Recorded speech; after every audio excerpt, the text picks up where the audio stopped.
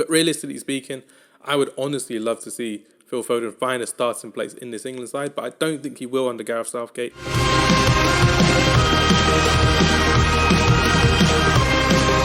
And we're off. There we go, ladies and gentlemen. We are back again for another fantastic episode of Friday Night Counter-Attacking. This one is exclusively for YouTube, and you're going to see it on our Instagram as well. So it's basically just me, Hamz, just talking down to you guys, the audience, to the camera. Not talking down to you, we're talking down the lens to the camera as well. So I'm looking forward to this one. I'm going to be doing a series where I'm basically going to be talking about the top 5 under 23 players from each World Cup team.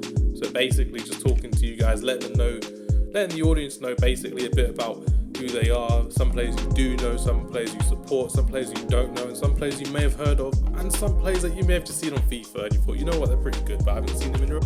Who are the top 5 players for England under the age of 23 or 23 and under? Here's my top 5. So at number 5, we have Declan Rice. So Declan Rice is my number 5.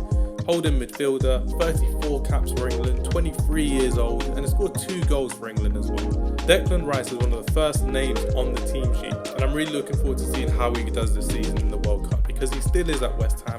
He could easily have moved on to a bigger club by now. He's stayed loyal to his team, so we're going to see how he does this season against some of the teams that we've got in the group. I think Declan Rice will be a key player for England at this tournament as well. He'll be one that could be scoring headers from crosses or from outside the box as well. He's got a shot on him these days as well, Declan Rice. We love to see that as well. But no, Declan Rice, holding midfielder, 23 years old, future England captain. Mark my words, I'm saying it now, future England captain for Declan Rice right there. Number 4 on my list, we've got Jude Bellingham. I know, Jude Bellingham is 19 years old. Look how well he's done for his career so far, so early as well. Playing for Borussia Dortmund as a centre mid, as a holding mid, as an attacking midfielder. Sometimes playing on the wing as well. Jude Bellingham can play anywhere. It's like a modern day Steven Gerrard. Jude Bellingham, 19 years old, 17 caps for England, no goals yet. And he's going to be someone who I think deserves to start for England in this centre midfield, alongside Declan Rice as well. It's not really the best team that we could kind of hope for going forward, but if you have Jude Bellingham and Declan Rice in this side as well, I believe they would be the best first choice centre midfield for us as well, and a long future ahead of them for the both of them as well. But I'm looking forward to seeing what Declan Rice and Jude Bellingham can cook up in that middle of the park as well, especially in the group stages of the World Cup. Number 3 on the list is Bokai Osaka. I adore Bokai Osaka. I think it's fantastic. I think it's someone that England fans don't appreciate enough for how well he is as an actual winger in this team, how he can take on a man, how he can drop a shoulder straight away. We are blessed with attacking talent, and Bokai Osaka is no exception. I think he's going to be one of the key players for England's attack in this World Cup. I'm really looking forward to seeing how well he actually does against these teams that sit back, these Irans that sit back, these Wales that sit back as well. I think he's going to be a starter for England. I think he has to start as a right winger, especially with Harry Kane dropping deep and Raheem Sterling on the left wing, who's going to be a starter for us without any shadow of a doubt. Bukayo Saka may even be one of England's top goal scorers going forward in this tournament as well. I genuinely believe Bukayo Saka has that in him to actually be one of our top scorers at the World Cup this season.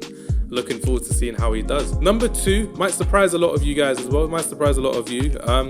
Phil Foden. I'm going to go for Phil Foden as my number 2 of the best under 23 players at the World Cup. Phil Foden, I think he's a fantastic player. Already scored a hat-trick recently against Manchester United.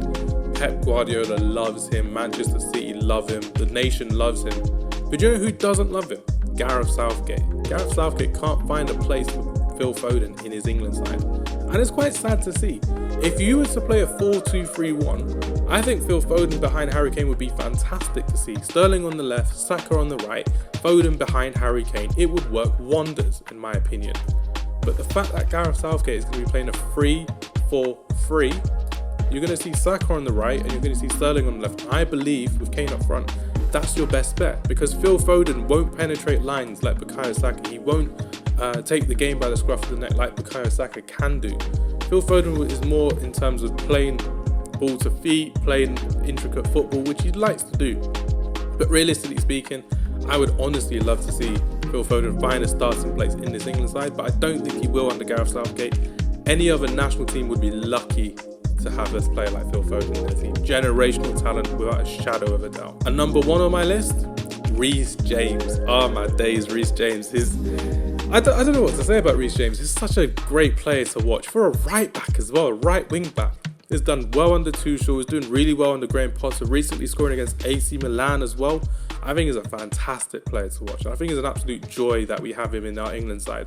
The bad news for England is that Kyle Walker has recently had surgery, so you may actually miss the entire tournament. But of all these right backs that we have, Trippier, Trent Alexander-Arnold, my favourite, and I believe the best that we have in this country, is Rhys James.